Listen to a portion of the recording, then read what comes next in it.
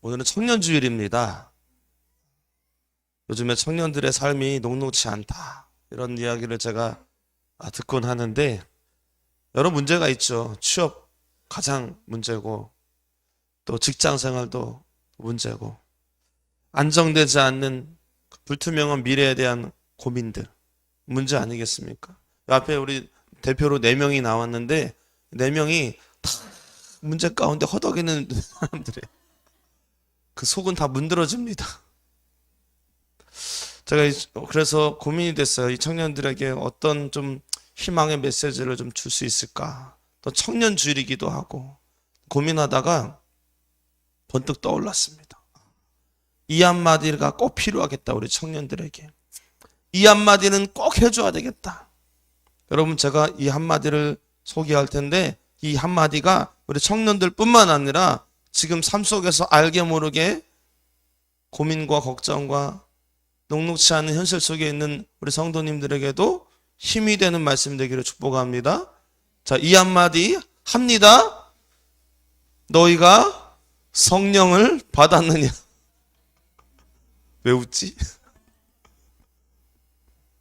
제가요, 실은요, 세상에 달콤한 말도 있고, 위로의 말도 있고, 힘내라는 격려의 말도 있고, 여러 말들이 있는데, 그 말들은 가만히 목회하면서 제가 많이 해보기도 했습니다. 앞으로도 많이 할 겁니다.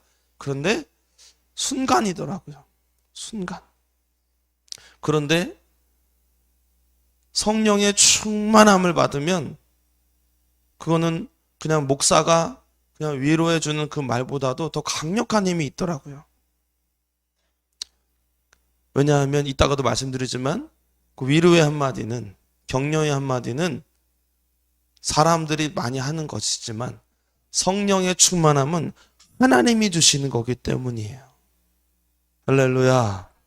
하나님이 성령을 부어주시면 그 단순히 한마디 위로보다 더 강력한 힘이 생깁니다. 오늘 간증한 청년도 왜 위로의 말을 못 들었겠냐고요. 수많이 들었지만 한 번 하나님께서 세워주시니까, 그렇게 말씀 보라고 해도 안 보던 사람이 한 번 하나님이 세워주시니까 알아서 말씀 보잖아요.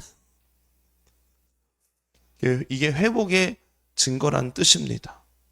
그런 의미에서 제가 여러분들에게 오늘 말씀드립니다. 성령의 충만함을 받으시기 바랍니다. 성령 충만이 뭔지 모르시는 분들에게 간단하게 말씀드리자면, 하나님의 영이 성령이에요. 하나님의 영. 그 영이 우리 가운데 찾아오시는 거예요. 그래서 내 안에 나를 가득 차게 들어오셔서 내 삶을 인도하시는 거예요. 그랬더니 어떤 학생이 그러더라고요. 신내림 받는 거예요? 여러분, 신내림 받는 겁니다. 오해하실라. 무당처럼 신내림 받는 게 아니라, 무당이 귀신 들리는 것은요, 비인격적으로 귀신이 들립니다. 내 삶에 주체가 없어. 내 삶에 선택권이 없어요. 내 삶에 행복이 없어요. 끌려다니는 거예요. 피곤하면 자야죠. 근데 무당들은요, 피곤해도 못 자요. 귀신이만 밖으로 끌고 나가서 기도시켜가지고. 피곤했는데도. 이게 귀신 들린 사람들의 차이예요. 근데 성령님은요, 굉장히 인격적이십니다. 우리가 원하면은, 그래, 해봐. 허락해 주세요. 제가 기도해야 되는데요. 오늘 기도 못할 것 같아요. 죄송해요. 그러면은, 내 이놈! 이거는 귀신 들린 거고요. 하나님께서는, 성령님께서는, 너 오죽했으면 그러냐? 그래, 괜찮아. 다음에 분명히 기회가 있어. 괜찮아. 위로해 주시는 분이 성령님이세요. 그 성령님이 내 안에 임하시면, 내 안에 내주하시고 충만해지면 하나님께서 위로해 주시고 깨닫게 해주시고 기쁨 없는 인생, 육아로 쩌들어 있는 엄마들에게도 새 힘을 주시는 분이 바로 우리 성령님이신 줄 믿으시기 바랍니다. 그분의 위로가 더 강력하기 때문에. 그래서 제가 오늘 딱 한마디 드립니다. 성령 충만하십시오. 오늘 실은 본문이 바울이 에베소 성도들을 다시 만나는 장면이에요. 2차 전도 여행 때 사역하다가 헤어졌어요. 얼마나 진하게 만났으면 헤어질 때 가지 않으면 안 가면 안 되겠냐고 막 애타게 붙잡기도 했어요. 근데 바울은 떠날 수밖에 없었어요. 그리고 3차 전도 여행이 시작될 때 다시 만난 겁니다. 바울이 전도 여행 다니는 신분인지라 언제 떠나고 언제 올지 몰라요. 그래서 다시 만난 것도 참 귀한 만남입니다. 그래서 바울은 언제 또 다시 만날지 모르니 그 성도들에게 꼭 필요한 것, 내가 여기 계속 있을 수 없으니 꼭 필요한 것을 너희들에게 한마디 할게. 너희 인생 속에서 꼭 이것은 놓치지 않아야 되는 것 한마디만 할게. 그러면서 오늘 한마디 한 게 뭐냐면 성령으로 충만함을 받으라요. 일단 물어보는 거죠. 그 성도들에게. 너희들이 믿을 때 성령을 받았느냐? 물어봤어요. 그 물어보는 의도가 뭐예요? 못 받았으면 성령 받으라고. 꼭 이 한마디를 하는 거예요. 우리 옆에 계신 분들한테 한번 여쭤보세요. 한번 질문해 보겠습니다. 당신은 성령을 받았습니까?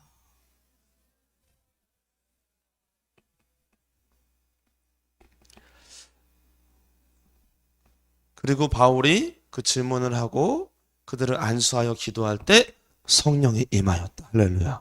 그리고 그들이 방언이 터지고 완전히 새 사람으로 됐어요.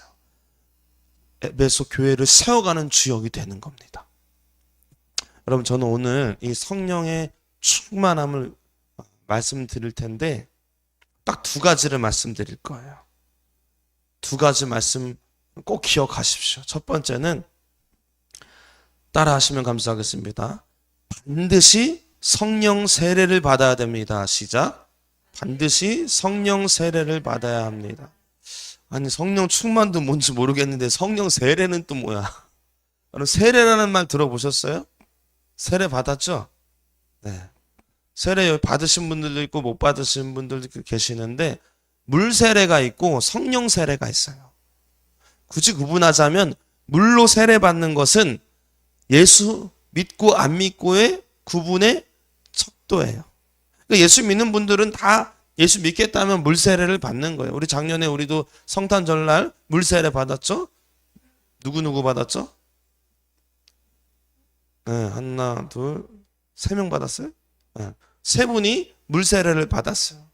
그 받기 전에 문답을 하잖아요. 네, 테스트를 하잖아요. 무슨 테스트 했습니까, 제가? 예수 믿는지 안 믿는지. 거기서 저는 잘 모르겠는데 그러면 세례를 못 받는 거예요. 저 예수 믿겠습니다. 그러면 세례를 받는 거예요. 그게 물세례예요. 믿고 안 믿고의 척도가 물세례입니다. 그러면은 성령 세례는 뭐냐면 성령 세례는 쉽게 말하면 성령 충만인 거예요. 그게 성령 세례가 성령에 충만해서 능력을 받는 것이 성령 세례예요. 그 성령 세례는 예수 믿는 자들에게 주어지는 특권이에요. 그래서 이 바울도 예수 믿지 않는 사람들에게 엄한 사람들에 가가지고 성령을 받았습니까? 물어본 게 아니라 이미 예수 믿는 에베소 성도들에게 물어본 거예요. 당신 성령 받았냐고. 그게 성령 세례를 말하는 거예요. 성령 세례를 받으면 능력이 생깁니다. 그게 사역적으로, 교회 사역적으로 능력을 받으면 교회 부흥의 주역이 되는 거예요. 뭔가 이 나라를 세우는 주역이 되는 거예요. 성경의 인물 중에서 다 교회를 세우는 자들은 다 성령 받은 사람들이에요. 성령의 세례를 받은 사람들이에요. 그럼 성령 세례를 받으면 어떤 일이 벌어지냐면요. 슬픔이 사라지고 기쁨이 됩니다. 오해하지 마십시오.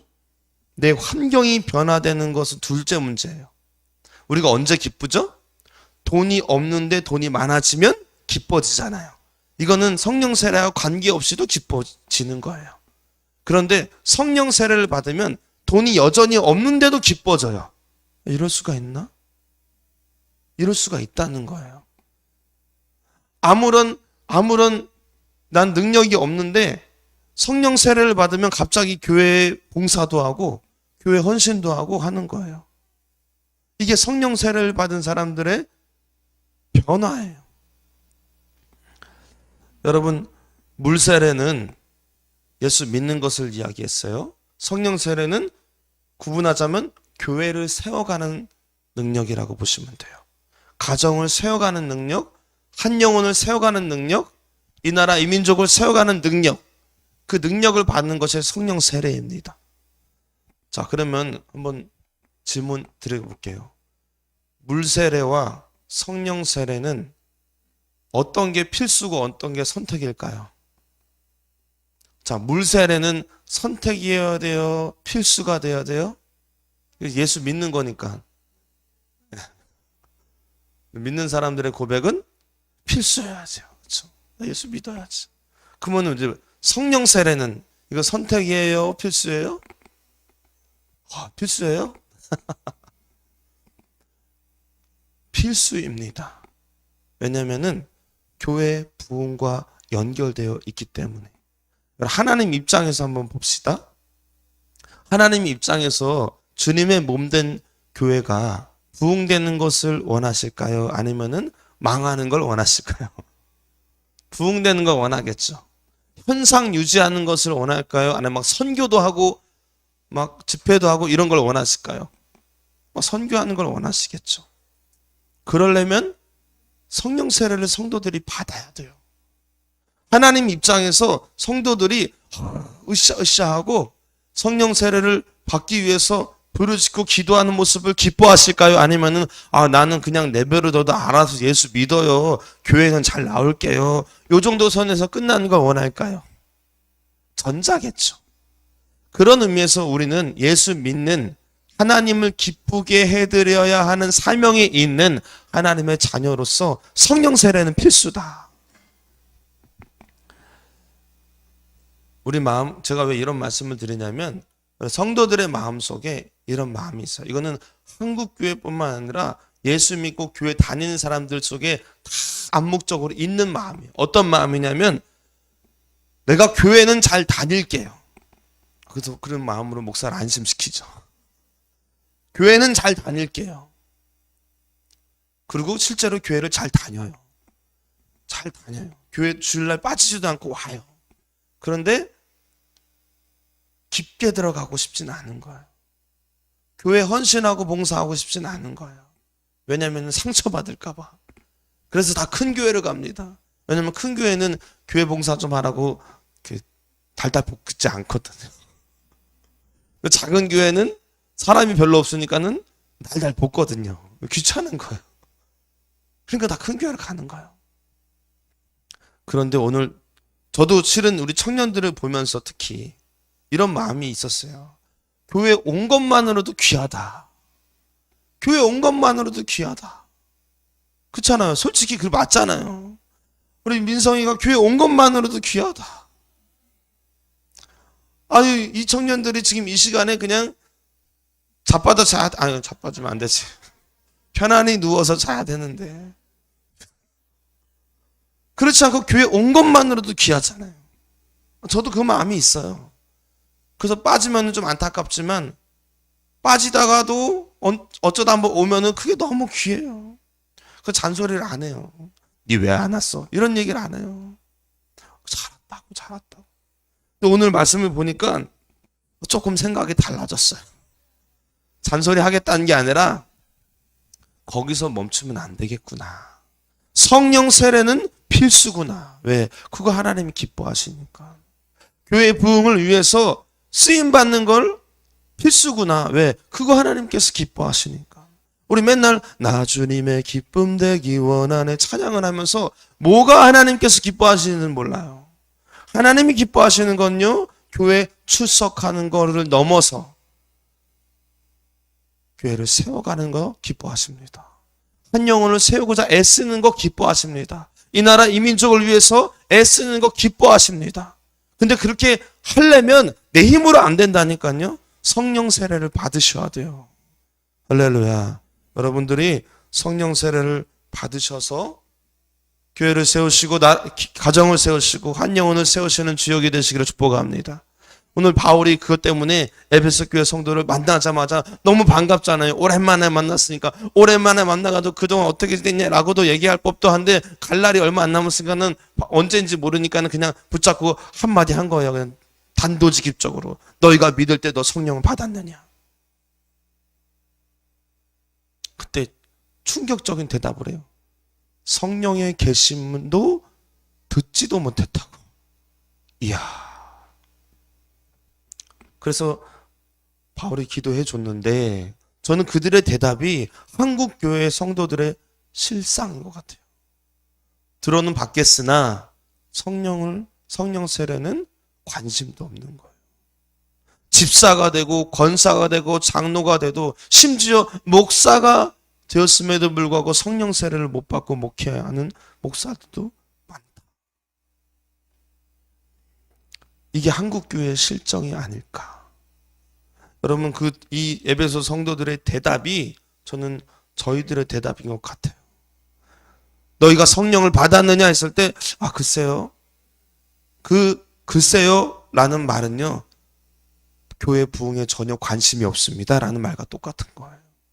관심이 있었다면 능력 받아서 해야지. 관심이 있었다면요. 내 능력으로 안 되는 거 빨리 깨닫고 주님 능력 주세요. 기도하셨지 않았겠습니까? 너희가 성령을 받았느냐? 라는 질문에 여러분들이 예스하는 은혜가 있기를 축복합니다. 할렐루야. 두 번째는요. 성령 세례는 예수님께서 주시는 거예요. 그러면 어떻게 하면 돼요? 달라고 하면 돼요. 구하면 돼요. 너무 간단합니다. 오늘 본문의 4절, 5절, 6절을 같이 한번 읽어볼게요. 4절 시작. 바울이 이르되 요한이 회개의 세례를 베풀며 백성에게 말하되 내 뒤에 오시는 이를 믿으라 하였으니 이는 곧 예수라 하거늘 그들이 듣고 주 예수의 이름으로 세례를 받으니 바울이 그들에게 안수하며 성령이 그들에게 임하심으로 방언도 하고 예언도 하니. 예수님께서 성령 세례를 베풀어 주실 거라는 사실은 이미 복음서에서 이미 얘기했어요. 세례 요한이 이미 예언을 했어요. 마가복음 1장 8절에 세례 요한이 이렇게 얘기합니다. 나는 너희에게 물로 세례를 베풀었거니와 그는 예수님은 너희에게 성령으로 세례를 베푸시리라. 예수님이 성령으로 세례를 베푸시는 사람이라는 거예요. 성령 세례는 누가 주신다? 예수님이 주신다. 누가복음 3장 16절에도 세례 요한이 똑같은 말을 합니다. 그는 예수님이에요. 그는 성령과 불로 너희에게 세례를 베푸실 것이요. 할렐루야. 성령 세례는 예수님이 주신다. 능력이 있는 목사가 주는 게 아니라 어떤 신통방통한 권사님이 주시는 것이 아니라 예수님이 주신다. 우리는 그 예수님께 기도해서 구해야 된다. 그때 우리는 성령으로 충만함을 받게 되어지는 줄 믿습니다. 여러분 구하십시오. 따라해볼까요? 예수님, 제게도 성령의 세례를 베풀어 주세요. 저도 성령 충만하게 해주세요. 할렐루야. 여러분 우리 권사님들은요 다 성령 충만하더라고요. 어찌나 성령 충만한지. 우리 금요 성령 집회 오시는 분들은요 다 성령 충만해지더라고요. 제가요 다른 금요 성령 집회, 다른 교회에서 금요 성령 집회를 가봐서 집회를 인도해봤거든요. 냉랭해. 집회 분위기가 안 나요. 근데 우리 교회 성령 집회는요 저희 교회라서 제가 이렇게 말하는 게 아니라 다 광신도들 같아. 와다다다다다다다 하면서 기도하는데 그냥 매 금요 집회가 부흥회 같아요. 부흥회 같아. 그냥 들어오실 때는요 그냥 병든 닭처럼 들어오세요. 이렇게 피곤해가지고 어찌나 피곤하신지. 근데 기도하고 나가실 때는요 환해져가지고 나가세요. 근심 걱정으로 들어왔다가 근심 걱정이 싹 사라지고 가시더라고요. 이게 성령 충만의 아주 복이에요. 물론 몇몇 청년들은 기쁨으로 왔다가 너무 기도가 길어가지고 깊은 임재 가운데 들어갔다가 깨어나서 가는 청년들도 간혹은 있어요. 괜찮아요. 그래도 돼요. 그리고요 성령 충만은요, 목사가 안 주는 거죠. 누가 주신다?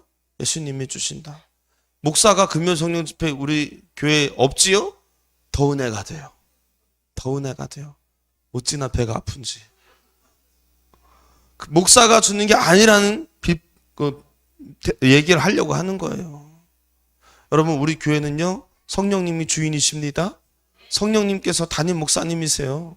또 그분이 인도하시는 거예요. 그분이 성령을 부어주시는 거예요. 그분이 찾아오시는 거예요. 그럴 때 아까 서두에도 말씀드렸듯이 1차적으로는 내 안에 기쁨이 생겨요. 지금 뭐 때문에 슬퍼하세요? 육아 때문에 슬퍼하시는 분 하나 둘 세 분 계시고,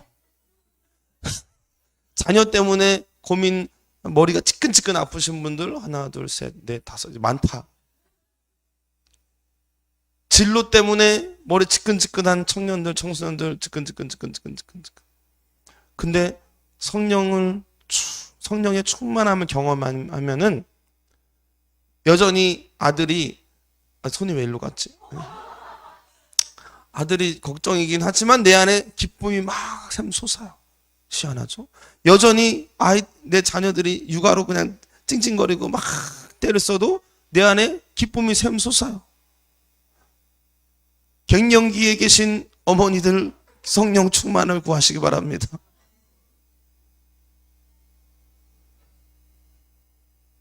그리고요, 나는 또 교회 봉사 안 하고 싶었는데 기도하면 기도할수록 자꾸 내 발이 가.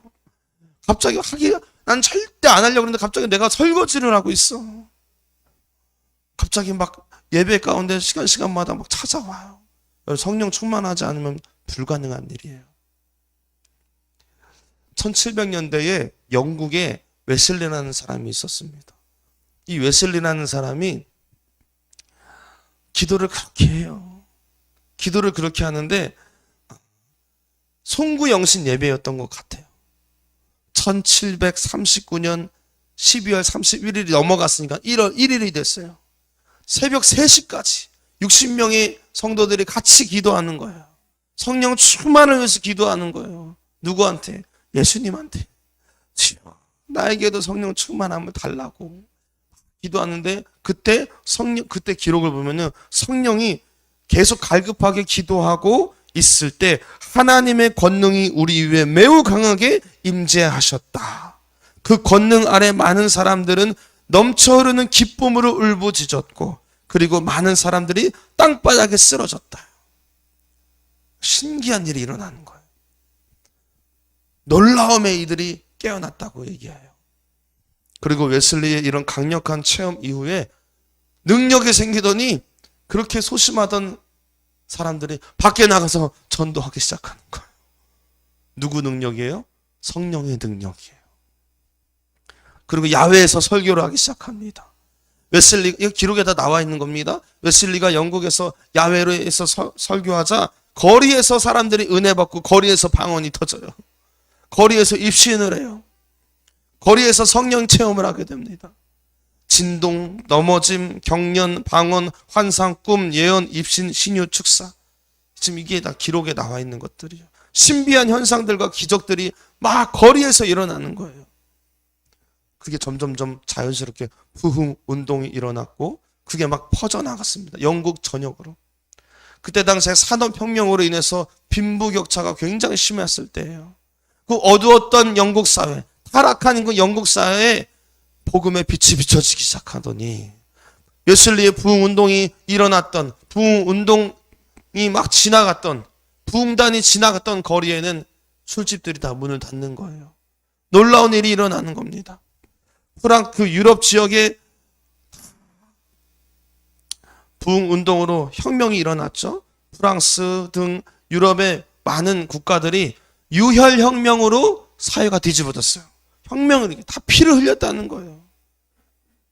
그런데 유일하게 영국은 무혈혁명이에요. 영국은 피를 흘리지 않았어요. 어떻게 이게 가능했을까? 그 중심에는 웨슬리의 부흥운동이 있었어요. 웨슬리의 부흥운동이 전국적으로 퍼져서 그들이 변화되는 겁니다. 성령으로 말미암아 변화되는 거예요. 타락한 사회가 경건한 사회로 바뀌게 됐어요. 할렐루야. 그 복음이 미국으로 갔고 미국에 큰 부흥이 일어나고 그 복음이 1885년 4월 5일 조선 땅에도 왔습니다. 이 조선 땅에 옴으로써 이 조선 땅에도 1903년 원산 부흥운동, 1907년 평양 대부흥운동 전국적으로 퍼지면서 우리나라에 큰 부흥이 일어난 건 줄 믿습니다. 여러분, 성령이 임하니까 그냥 나는 별 볼 없는 존재인 줄 알았는데 그 사람으로 인하여서 가정이 변화되고 교회가 부흥되고 이 나라 이민족이 변화되는 놀라운 역사가 일어났어요. 여러분, 우리는 사명이 있잖아요. 어떤 사명이 있습니까? 이 세상에서 빛과 소금으로 살아야 될 사명이 있잖아요. 적어도 예수 믿는다고 한다면. 그런데 그리스도인들이 그 사명, 빛과 소금의 역할을 감당할 수 있는 방법, 내 힘으로 된다, 안 된다? 안 된다. 능력이 없다. 그런 능력이 없다. 그 능력을 누가 주시느냐? 성령 세례를 받을 때 성령께서 능력을 주신다. 그때 하나님께서 우리를 세우시고 그 능력으로 우리는 이 땅에서 실제 빛과 소금의 역할을 감당하며 살 수 있게 되는 줄 믿습니다. 여러분, 성령 세례를 구하시기 바랍니다. 사랑하는 여러분, 성령을 받으셨습니까? 성령 충만을 매일 구하시기 바랍니다. 물 세례를 받고 끝나지 마시고 성령 세례까지 받으셔서 하나님께서 원하시는 복음의 주역으로 쓰임받기를 축복합니다. 바라기는 우리 은혜교회 모든 성도님들이 다 성령 세례를 받아서 상처들 다 회복되고 부족한 것 하나님께서 채워주시고 만남의 복도 허락하시고 영권, 물권, 인권 허락하여 주셔서 성령 충만함으로 이 나라를 세워가는 변화시키는 복음의 제2의 웨슬리가 다 되시기를 주님의 이름으로 축원합니다.